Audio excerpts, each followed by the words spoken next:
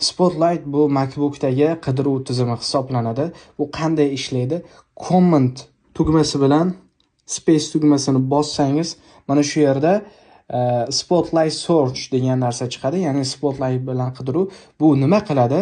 Bu mana bu yerda ochib ilovalarni qidirib o'tirmaysizda, shu yerda yozasiz. Misol uchun Safari deb yozsangiz, shuni bossangiz Safariga kiradi.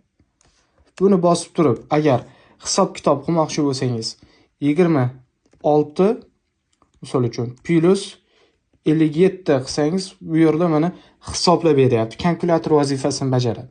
Yana misol uchun tushunarsiz so'z. Misol uchun sizga GPU nima deb yozsangiz, GPU nima?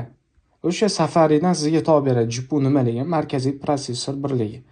Yana qo'shimcha funksiyasi, biror bir MacBookdagi hujjatingizni qidirmoqchisiz.